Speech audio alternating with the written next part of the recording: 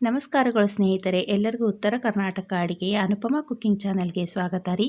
ಇವತ್ತು ನಾನು ಬೆಳ್ಳುಳ್ಳಿ ಮಂಡಕ್ಕಿ ಖಾರ ಯಾವ ರೀತಿ ಮಾಡ್ಕೊಳೋದು ಅಂತ ಹೇಳ್ಕೊಡ್ತಾ ಇದ್ದೀನಿ ರೀ.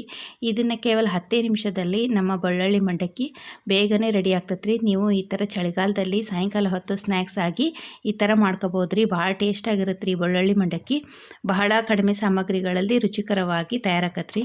ನೋಡಿರಿ, ಈಗ ನಾನು ಒಂದು ಪಾತ್ರೆಗೆ ಸ್ವಲ್ಪ ಒಂದು 2 ಲೀಟ್ರಿಗೆ ಆಗಷ್ಟು ಎಣ್ಣೆ ಹಾಕೊಂಡ್ರಿ. 2 ಲೀಟ್ರ್ ಮಂಡಕ್ಕಿ ಆಗಷ್ಟು ಎಣ್ಣೆ ಹಾಕೊಂಡನಿ. ಮತ್ತು ಅದಕ್ಕೆ ಒಂದು ಸ್ವಲ್ಪ ಒಂದು ಬೌಲ್ನಷ್ಟು ಶೇಂಗಾ ಕಾಳು ಹಾಕೊಂಡನಿ. ಅದು ಸ್ವಲ್ಪ ಕೆಂಪಾದ ತಕ್ಷಣ ನಾನು ಬೆಳ್ಳುಳ್ಳಿ ಹಾಕೊತಾನೆ ರೀ. 1 2 ರಿಂದ 3 ಗಡ್ಡಿ ಸುಲಿದಿರೋಂತಹ ಬೆಳ್ಳುಳ್ಳಿನ. ಇದಕ್ಕೆ ಒಂದು ಸಣ್ಣ ಬೌಲಷ್ಟು ಪುಟಾಣಿನೂ ಕೂಡ ಹಾಕೊತಾನೆ ರೀ. ಈಗ ಇದು ಚೆನ್ನಾಗಿ ಇದು ಶೇಂಗಾ ಎಲ್ಲ ಫ್ರೈ ಆಗಿಂದ ನಾವು ಪುಟಾಣಿ ಹಾಕೋಣ ರೀ. ಪುಟಾಣಿ ಬೇಗ ಫ್ರೈ ಆಗಿಬಿಡ್ತದೆ ರೀ. ಹಾಗಾಗಿ ನಾನು ಸ್ವಲ್ಪ ಇದು ಫ್ರೈ ಆದಮೇಲೆ ಅದನ್ನು ಹಾಕೊತಾನೆ ರೀ. ಬಹಳ ಟೇಸ್ಟಾಗಿರುತ್ತೆ ರೀ ಸ್ನೇಹಿತರೆ. ನೀವು ಒಂದ್ಸತಿ ಈ ಥರ ಮನೇಲಿ ಟ್ರೈ ಮಾಡಿರಿ ಸ್ನೇಹಿತರೆ. ನಿಮ್ಮ ಅಮೂಲ್ಯವಾದ ಸಮಯದಲ್ಲಿ ನನ್ನ ಈ ರೆಸಿಪಿ ನೋಡಿದ್ದಕ್ಕಾಗಿ ನಿಮ್ಮೆಲ್ಲರಿಗೂ ಧನ್ಯವಾದಗಳು ಸ್ನೇಹಿತರೆ.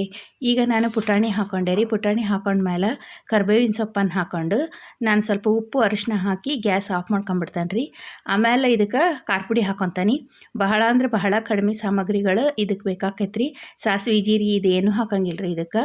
ಈಗ ನೋಡಿರಿ, ಪೂರ್ತಿ ಒಗ್ಗರಣೆ ಬೆಂದತ್ರಿ. ಈಗ ನಾನು ಸ್ವಲ್ಪ ರುಚಿಗೆ ತಕ್ಕಷ್ಟು ಉಪ್ಪು ಮತ್ತು ಸ್ವಲ್ಪ ಅರಿಶಿನ ಪುಡಿ, ಸ್ವಲ್ಪ ಜೀರಿಗೆ ಪುಡಿ ಹಾಕೊತಾನೆ ರೀ. ಜೀರಿಗೆ ಪುಡಿ ಟೇಸ್ಟಿಗೋಸ್ಕರ ಹಾಕಿರೋದು. ಇದು ಹಾಕೋದ್ರಿಂದ ಬಹಳ ಮಸ್ತ್ ಟೇಸ್ಟ್ ಬರ್ತೈತೆ ರೀ ಬೆಳ್ಳುಳ್ಳಿ ಮಂಡಕ್ಕಿ. ನೋಡಿರಿ, ಈಗ ಎರಡನ್ನು ಹಾಕೊಂಡು ಈಗ ಮಿಕ್ಸ್ ಮಾಡ್ಕೊಂಡ್ರಿ. ಒಂದು ಅರ್ಧ ಆರಿದ್ರೆ ಸಾಕ್ರಿ, ತಣ್ಣಗಾದ್ರೆ ಸಾಕ್ರಿ. ಆಮೇಲೆ ನಾವು ಖಾರ ಪುಡಿ ಹಾಕೋಣ. ಲಾಸ್ಟಿಗೆ ಯಾಕೆ ಖಾರ ಪುಡಿ ಹಾಕೊತೇವೆ ಅಂದರೆ ಖಾರ ಪುಡಿ ಹೊತ್ತು ಬಿಡ್ತೈತೆ ರೀ ಗ್ಯಾಸ್ ಆನ್ ಇದ್ದಾಗ. ಒಂದು ಸ್ವಲ್ಪ ಆರಿದ ಮೇಲೆ ಹಾಕೊಂಡ್ರೆ ಕಲರ್ ಚೆನ್ನಾಗಿ ಬರ್ತೈತಿ ಅನ್ನೋದಕ್ಕೋಸ್ಕರ ಇದು ಒಗ್ಗರಣೆ ಆರಿಂದ ಹಾಕೊತಾನೆ ರೀ. ನೋಡಿರಿ ಸ್ನೇಹಿತರೆ, ಈಗ ಪೂರ್ತಿ ಒಗ್ಗರಣೆ ಆರೈತ್ರಿ. ಈಗ ನಾನು ಅದಕ್ಕೆ ಹಾಕ್ಕೊಂಡೆ. ಅದರೊಳಗನೆ ಸ್ವಲ್ಪ ಫ್ರೈ ಆದ್ರೆ ಸಾಕ್ರಿ ನಮಗದು. ಖಾರ ಪುಡಿ ಖಾರಕ್ಕೆ ಎಷ್ಟು ಬೇಕೋ ಅಷ್ಟು ಖಾರ ಪುಡಿ ಹಾಕ್ಕೊಂಡು ನಾನೀಗ ಮಂಡಕ್ಕಿ ಹಾಕ್ಕೊಂಡು ಚೆನ್ನಾಗಿ ಕಲ್ಸ್ಕೊತಾನೆ ರೀ. ಸ್ನೇಹಿತರೆ, ನಿಮಗೆ ಈ ರೆಸಿಪಿ ಇಷ್ಟವಾದಲ್ಲಿ ನನ್ನ ಚಾನಲ್ನ ಸಬ್ಸ್ಕ್ರೈಬ್ ಮಾಡ್ಕೊಂಡು ನೋಡಿರಿ. ಹಂಗೆ ಪಕ್ಕದಲ್ಲೇ ಕಾಣುವಂತಹ ಬೆಲ್ಲೈಕನನ್ನು ಕೂಡ ಪ್ರೆಸ್ ಮಾಡಿರಿ. ಲೈಕ್ ಮಾಡಿರಿ, ಶೇರ್ ಮಾಡಿರಿ, ಕಮೆಂಟ್ಸ್ ಮಾಡೋದನ್ನು ಮಾತ್ರ ಮರಿಬೇಡ್ರಿ.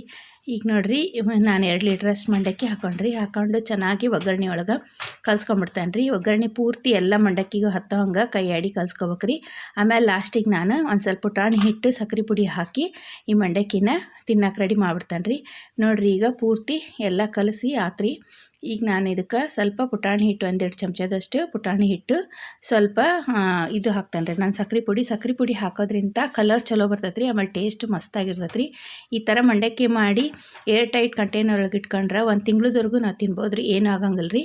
ಇದು ಗ್ಯಾಸಿನ ಮೇಲೆ ಇಟ್ಟು ನಾನು ಕಲಿಸ್ತಿರೋದ್ರಿ. ಯಾಕಂದ್ರೆ ಪಾತ್ರೆ ಸ್ವಲ್ಪ ಬಿಸಿ ಇತ್ತಂದ್ರೆ ಮಂಡಕ್ಕಿ ಜಾಸ್ತಿ ಕುರುಕುರು ಅಂತವ್ರಿ, ಅಂದರೆ ತಿನ್ನಕ್ಕೆ ಭಾಳ ಟೇಸ್ಟ್ ಬರ್ತಾವ್ರಿ.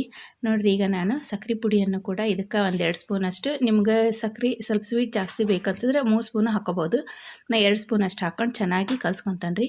ಪೂರ್ತಿ ಕಲಿಸ್ಕೊಳೋದ್ರಾಗ ಇರೋದು ನೋಡಿರಿ. ಇದು ಚೆನ್ನಾಗಿ ನಾವು ಕೈ ಆಡ್ತಾ ಕಲಿಸಿದ್ರೆ ಎಲ್ಲ ಮಂಡಕ್ಕಿಗಳಿಗೂ ಸಕ್ಕರೆ ಪುಡಿ, ಪುಟಾಣಿ ಹಿಟ್ಟು, ಮಸಾಲ ಹತ್ತಿದ್ರೆ ಮಂಡಕ್ಕಿ ತಿನ್ನಕ್ಕೆ ಭಾಳ ಟೇಸ್ಟ್ ಇರ್ತಾವ್ರಿ. ಮಕ್ಳಿಗಂತೂ ಭಾಳ ಇಷ್ಟ ಆಕೈತೆ ರೀ ಸ್ನೇಹಿತರೆ. ನೀವು ಒಂದ್ಸತಿ ಮನೇಲಿ ಮಾಡಿ ಕಮೆಂಟ್ಸಲ್ಲಿ ತಿಳಿಸ್ರಿ. ನೋಡಿರಿ, ಈಗ ಈ ಥರ ಮಂಡಕ್ಕಿ ರೆಡಿ ಆಯ್ತು. ಈಗ ನಾನು ಇದ್ರ ಮೇಲೆ ಒಂದು ಸ್ವಲ್ಪ ಸಣ್ಣದಾಗಿ ಹೆಚ್ಚಿರೋ ಅಂಥ ಉಳ್ಳಾಗಡ್ಡಿ ಮತ್ತು ಕೊತ್ತಂಬರಿ, ಒಂದು ಟೇಸ್ಟಿಗಾಗಿ ನಿಂಬೆಹಣ್ಣನ್ನು ಕೂಡ ಇಟ್ಟನ್ರಿ ರೀ. ಅದ್ರ ಜೊತೆಗೆ ಒಂದು ಹಸಿಮೆಣ್ಸಿಕಾಯಿ ಇಟ್ಟನ್ರಿ ಸ್ನೇಹಿತರೆ. ನೋಡಿರಿ, ಈ ಥರ ನಮ್ಮ ಮಂಡಕ್ಕಿ ರೆಡಿ ಆಗೈತೆ ರೀ ಸ್ನೇಹಿತರೆ. ಇನ್ನೊಂದು ಉತ್ತರ ಕರ್ನಾಟಕದ ರುಚಿಕರವಾದ ಅಡುಗೆಯೊಂದಿಗೆ ಭೇಟಿ ಆಗೋಣ್ರಿ. ಅಲ್ಲಿಯವರೆಗೂ ನಮಸ್ಕಾರಗಳು ಸ್ನೇಹಿತರೆ.